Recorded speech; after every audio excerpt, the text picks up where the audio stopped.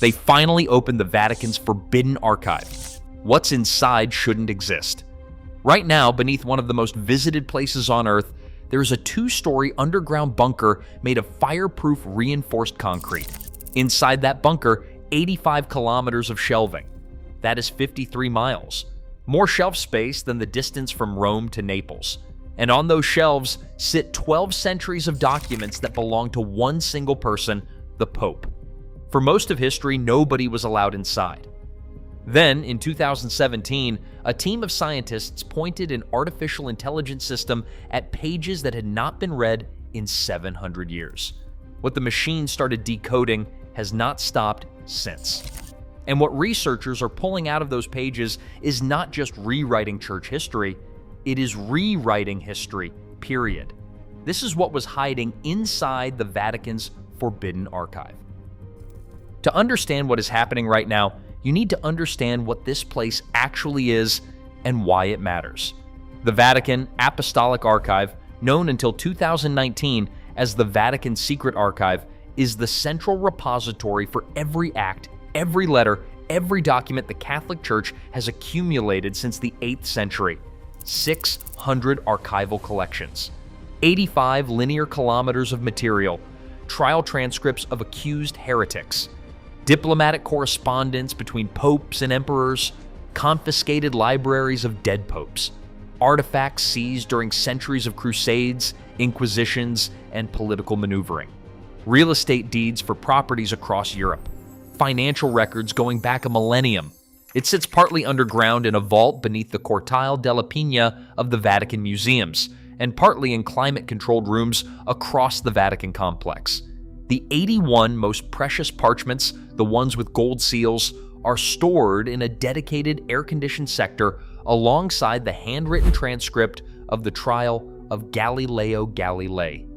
A letter from Michelangelo sits in there, complaining that Vatican guards had not been paid for 3 months and were threatening to walk off the job. There is a plea from Mary, Queen of Scots, begging the Pope to intervene before her beheading. King Henry VIII's request for a marriage annulment. Letters from Abraham Lincoln to the Pope. A papal bull from 1493 in which Pope Alexander VI divided the entire newly discovered Americas between Spain and Portugal.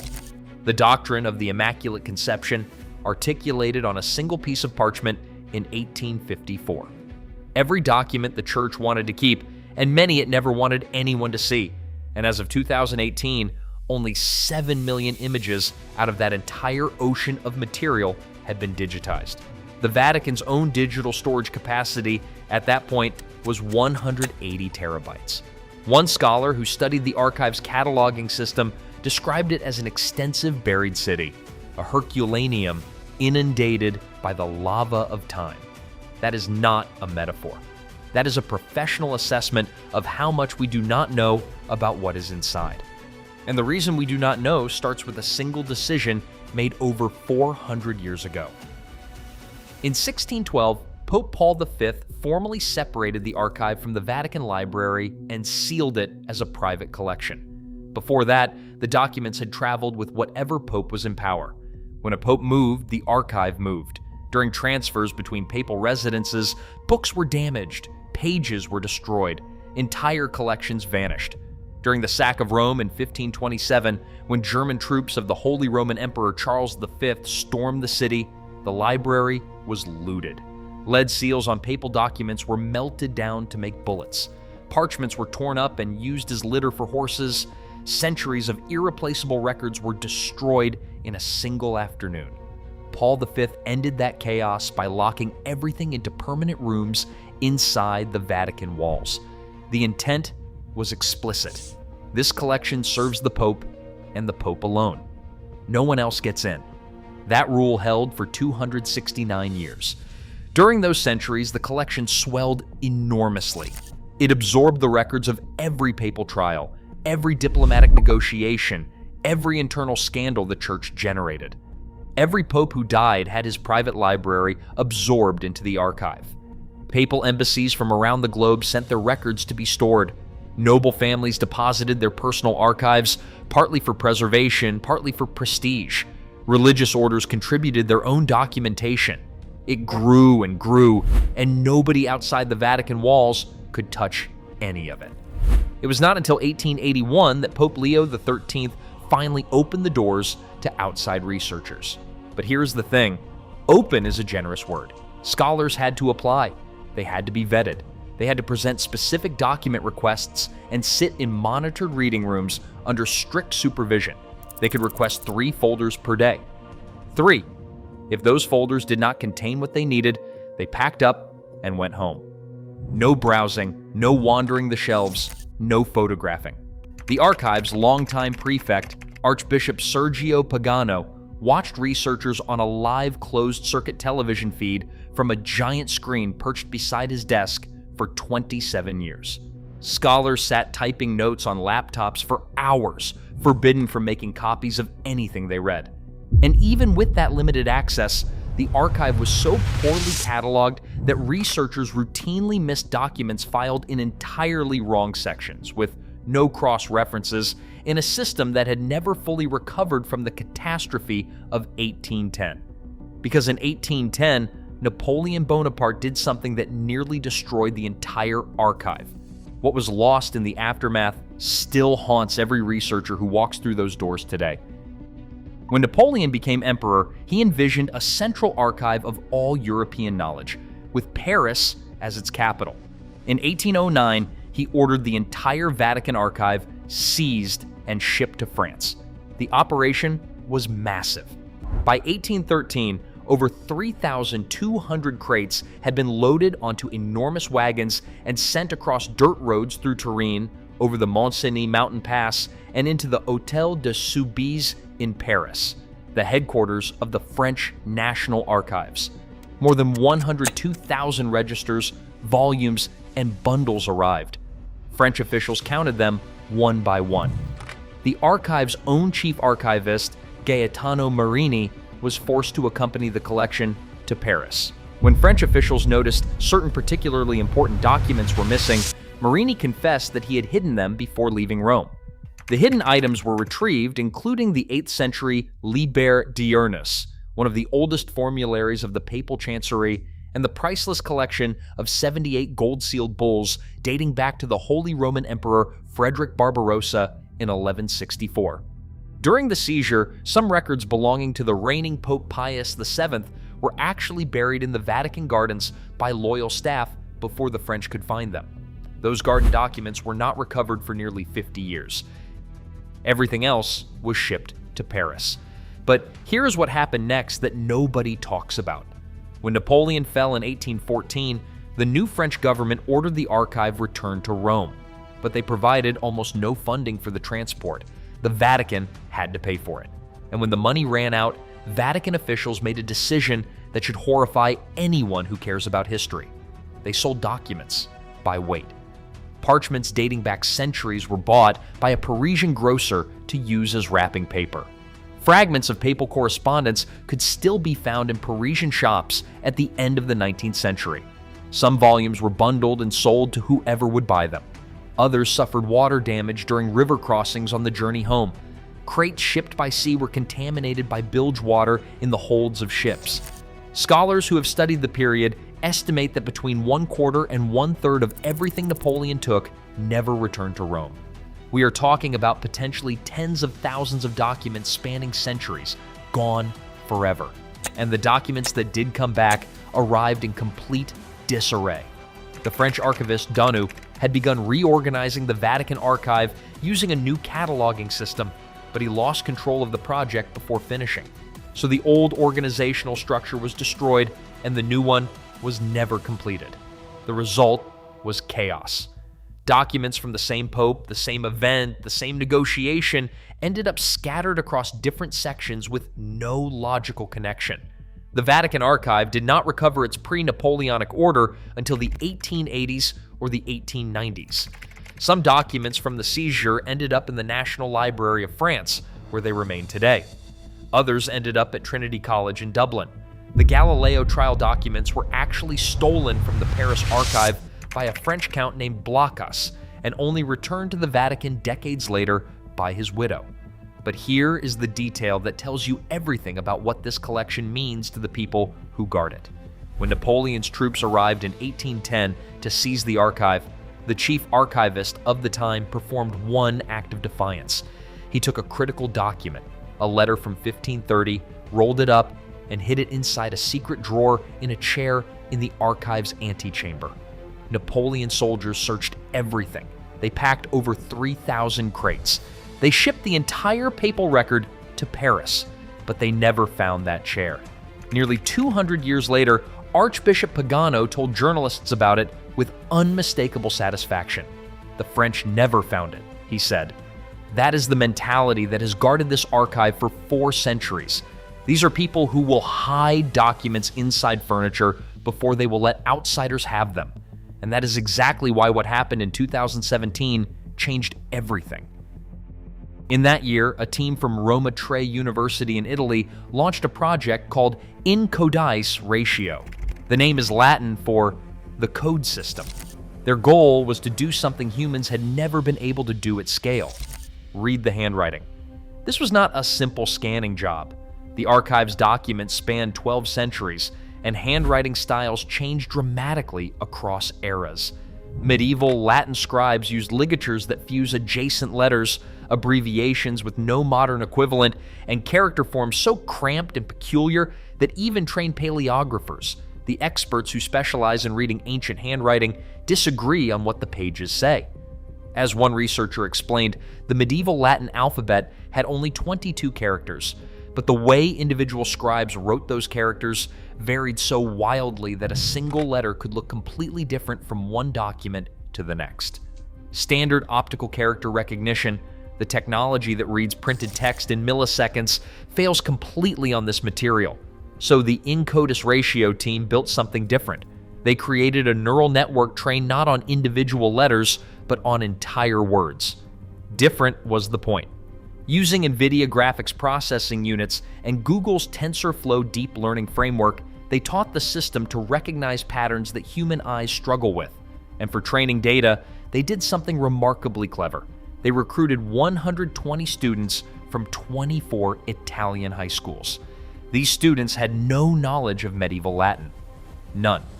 They simply looked at character images the AI had identified and clicked whether those images matched known letter forms. Image by image, click by click. Teenagers with no expertise in ancient languages taught a machine to read what scholars could not decipher at scale. The team published their results in a paper on RRXCV, the scientific preprint server, making their methodology available to anyone working on similar archival challenges around the world. The implications extend far beyond the Vatican. If this system works, it can be applied to every major unread manuscript collection on the planet. But the Vatican is where they started, and the Vatican is where the results matter most. Vatican. The system started with the Vatican registers, over 18,000 pages of 13th century papal correspondence. Letters exchanged between popes and kings, queens, and religious institutions across Europe. Documents of unprecedented historical relevance that had never been transcribed in the more than 700 years since they were written. The researchers behind the project called them an unreleased corpus, 7 centuries of papal communication sitting unread. The AI achieved 65% exact word accuracy in its first pass. Not perfect.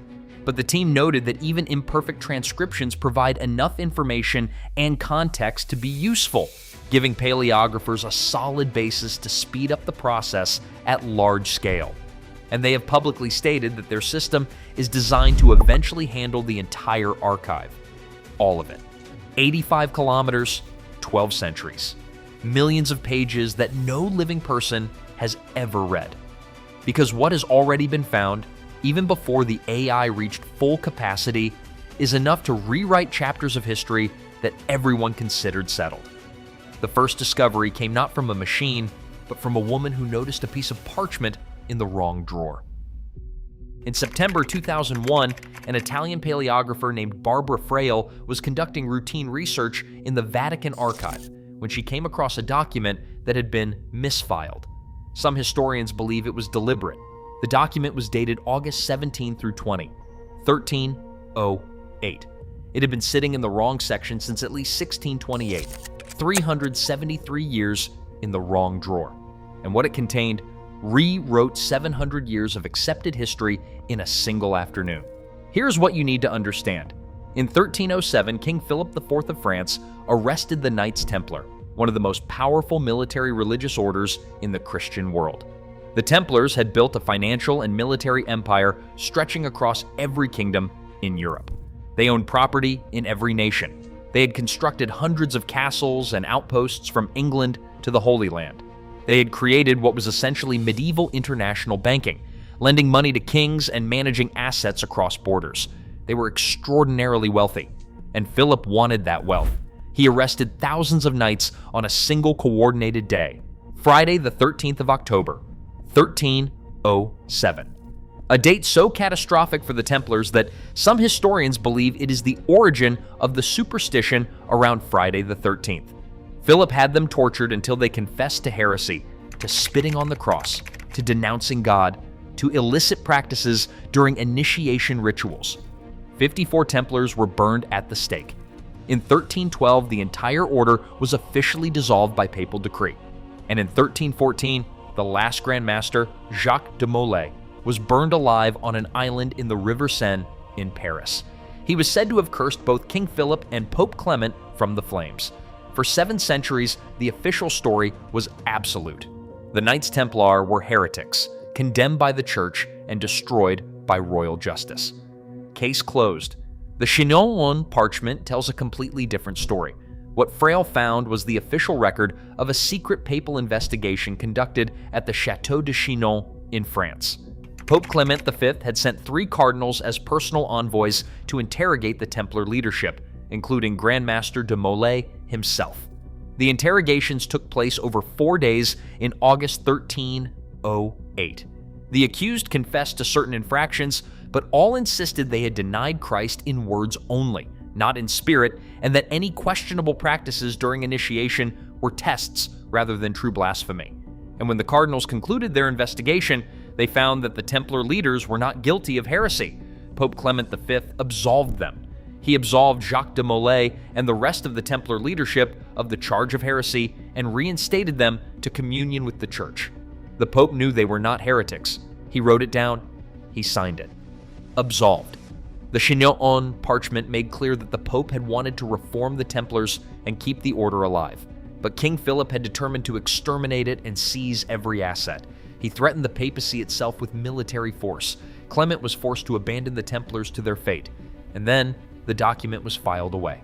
It disappeared into the archive for 693 years while the Grand Master burned and the Templars' reputation was destroyed for generations.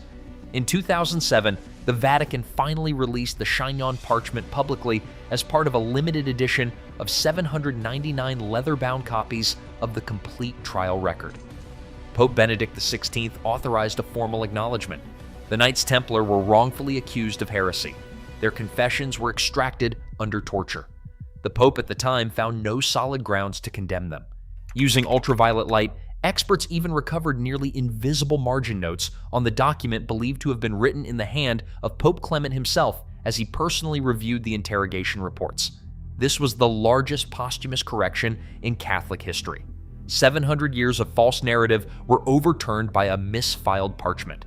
But here is what makes this genuinely unsettling.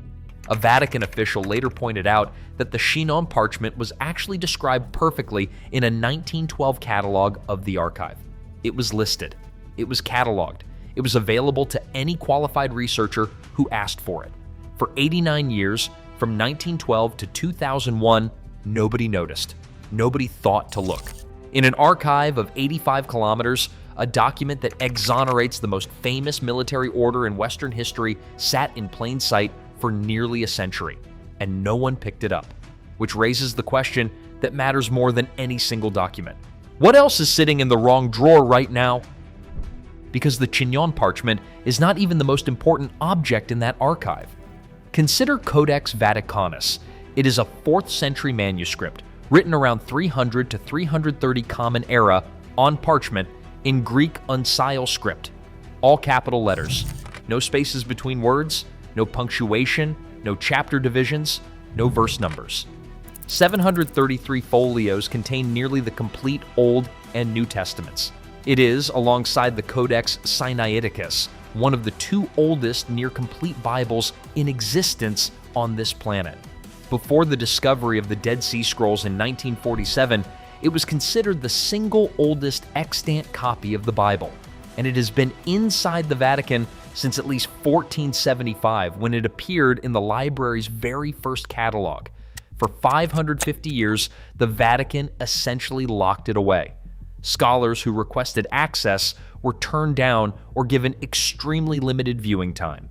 The famous textual critic Tischendorf, who discovered the Codex Sinaiticus at a monastery in Sinai, was granted only a few hours with the manuscript and was barely allowed to study it. The Codex's reputation grew precisely because of the restriction.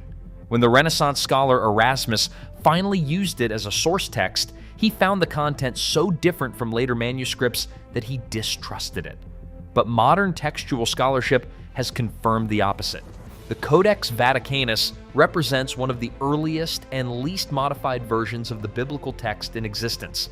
It predates the chapter and verse divisions used in modern Bibles by over 1,000 years. The ending of the Gospel of Mark, the last 12 verses that appear in most modern Bibles, is absent from the Codex Vaticanus. Scholars have debated for decades whether those verses were a later addition, and the Codex is the primary evidence that they were. Other passages that generations of Christians have read as scripture do not appear in this manuscript at all. There are differences in word order, phrasing, and even entire sentences that vary between this ancient text and the versions that became standard centuries later.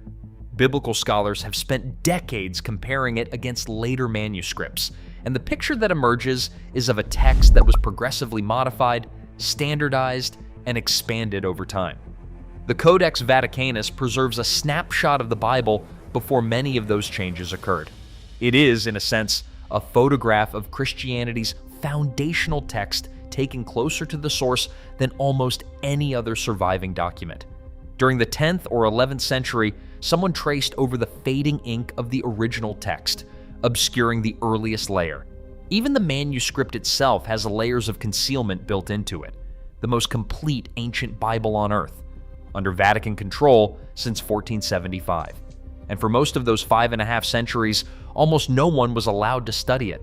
The Vatican only digitized the Codex and made it freely available online in recent years.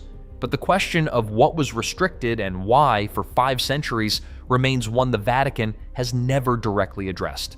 And this pattern of discovery, restriction, and belated disclosure is not limited to ancient documents. Because in 2020, they opened a section of the archive that made everything before it look like a prelude. On March 2, 2022, 100 researchers walked through the doors of the Vatican archive to access something that had been sealed for decades. Pope Francis had announced the opening 1 year earlier. He was giving scholars access to the complete archive of Pope Pius XII, the wartime pontiff whose papacy lasted from 1939 to 1958. These were the documents covering the Vatican's actions during the most catastrophic war in human history. Its correspondence during the Holocaust, its knowledge of and response to the Nazi extermination of 6 million Jews. Under normal Vatican policy, the material would have remained sealed until 2028. Pope Francis broke protocol and opened them early. "The Church is not afraid of history," he said. The inventory alone had taken over 14 years for Vatican archivists to complete. Inside were 16 million pages that no one outside the Vatican had ever seen. 16 million. What researchers found was immediate, and it was explosive. Within weeks of the archive opening, a team led by German historian Hubert from the University of Munster announced they had found documents deliberately excluded from the Vatican's own official publication of Pius XII's wartime record. Between 1965 and 1981, the Vatican had published an 11-volume collection of the wartime pope's documents compiled by Jesuit scholars. It was presented as the definitive record of how the Church responded to the war. The newly opened files revealed it was selective. Wolf's team found that the published volumes had also rearranged the chronological order of certain documents, making it difficult to understand the context in which decisions were made.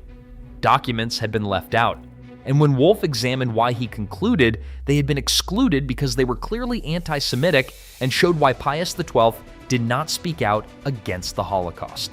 Brown University professor David Kertzer, a Pulitzer Prize winner for his earlier book on the Pope and Mussolini, was among the first scholars inside the newly opened archive. He found two documents that illuminated one of the most agonizing moments of the war.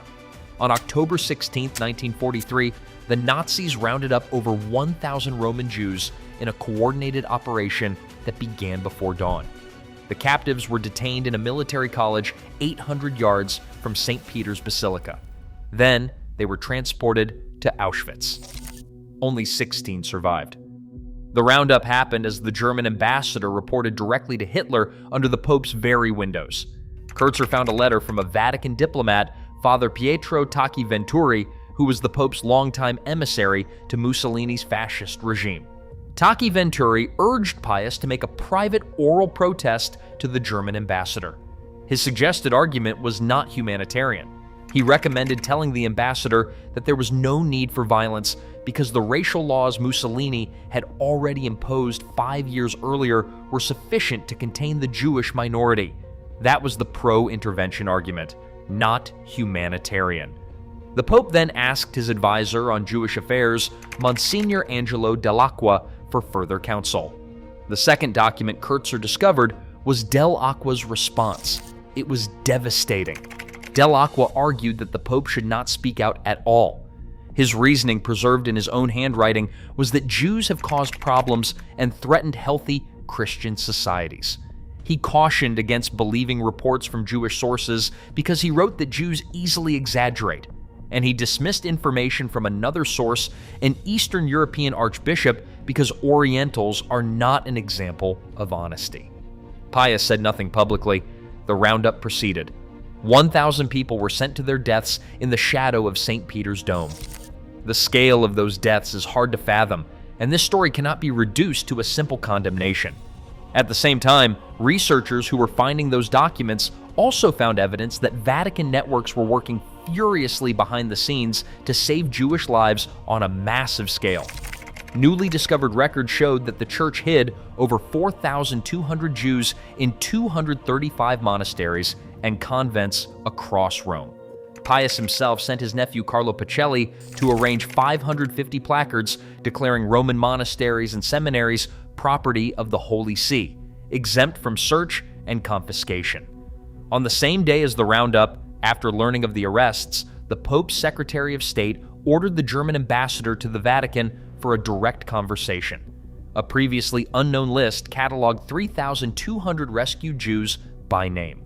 Roughly 80% of Roman Jews survived the Holocaust. That is a higher survival rate than in any other city where the SS conducted mass roundups. One archive, one pope, one set of documents telling two completely contradictory stories simultaneously. Anti-Semitic memos at the highest levels argued against public intervention. At the same time, a clandestine rescue operation saved thousands of lives. Both were real and both were documented. Both sealed for 80 years. And the Vatican's own 11-volume publication told only the story it chose to tell. Now step back and look at the full picture, because when you line up the timeline, the pattern becomes impossible to ignore. 1612. The archive is sealed. Only the Pope has access. 1881. 269 years later, researchers are finally allowed in under heavy restrictions. 1912. The Chinon Parchment appears in a published catalog. Nobody finds it for 89 years. 2001. Barbara Frail discovers the misfiled document that exonerates the Knights Templar after 700 years. 2007. The Vatican publicly releases it and formally acknowledges the wrongful accusation. 2017. An AI system begins decoding 18,000 pages of papal correspondence that had never been read since the 13th century. 2020. 16 million sealed pages covering the Second World War become available. Within weeks, researchers find documents the Vatican deliberately excluded from its own published record. Anti-Semitic memos, evidence of institutional silence during the Holocaust, and evidence of a massive rescue operation, all sealed for 80 years. And here is the number that should keep you up at night. The archive currently allows consultation of documents only up to the end of the papacy of Pius XII, October 1958. Everything after that date remains sealed. The pontificates of John the 23rd, Paul VI, John Paul I, who died 33 days after becoming pope under circumstances still debated by historians, John Paul II, whose nearly 27-year papacy included the fall of the Soviet Union and the first public revelations of the church abuse crisis, Benedict XVI, who became the first pope to resign in 600 years, all of their archives sealed. The Cold War, the Second Vatican Council that transformed Catholic practice worldwide, the Vatican Bank scandal of the 1980s, the death of Roberto Calvi, found hanging beneath Blackfriars Bridge in London with bricks in his pockets, decades of internal investigations into financial corruption, the global abuse crisis, and every internal document produced in response, all documented, all filed, all sealed from public view. And under the Vatican's own established precedent, those files could remain sealed for 70 years after the end of each pontificate. That means documents from John Paul II's papacy, which ended in 2005, might not be available until 2075 or later. An entire generation could pass before the archive reveals what the Church knew, decided, and concealed during the most turbulent period in its modern history. The AI project achieved 65% accuracy on 18,000 pages from a single 13th century section. The archive contains 85 kilometers of material across 12 centuries. At the current pace, full transcription would take decades, perhaps generations, and that only accounts for the material that survived. A third of what Napoleon shipped to Paris never came back. Tens of thousands of documents were sold for wrapping paper, water damaged, or scattered permanently across European libraries. Nobody will ever know what they contained. Archbishop Pagano, who ran the archive for 27 years before stepping down in 2024, made an observation that has echoed through the research community ever since. The archive holds too much to classify systematically, he said, and it may yet yield new treasures. In an archive where a document exonerating the Knights Templar was misfiled for 693 years, where the official published record of a wartime pope deliberately excluded uncomfortable material, where the oldest near-complete Bible on earth was restricted from scholarship for 550 years, where an archivist hid a letter inside a chair rather than surrender it, and where nearly 7 decades of modern papal history remain sealed. I'm not saying there is a conspiracy, I'm saying the pattern is consistent. Discovery happens. Restriction follows. Disclosure comes decades or centuries later, always on the institution's timeline, never the world's. And every single time the archive opens, what comes out changes what we thought we knew. The Chinon Parchment rewrote the history of the most famous military order in the Western world. The Pius XII files revealed that the Vatican edited its own historical record before publishing it. The Codex Vaticanus contains a version of the Bible that does not match what billions of people read today. And the AI is just getting started. It does not care about institutional reputation. It does not care about what is comfortable. It reads everything page by page, word by word. 85 kilometers of shelving, 12 centuries of secrets, millions of pages no living person has ever read, and a machine that is learning to read them all. What is on the next page, the machine decodes. What is in the next drawer, someone finally opens. What has been sitting there, misfiled, miscatalogued, or simply unread for centuries, waiting for someone or something to finally look. If you found this fascinating, subscribe and turn on notifications, because this archive is still opening. When the next revelation drops, you will hear about it here, first. Something tells me this story is just getting started.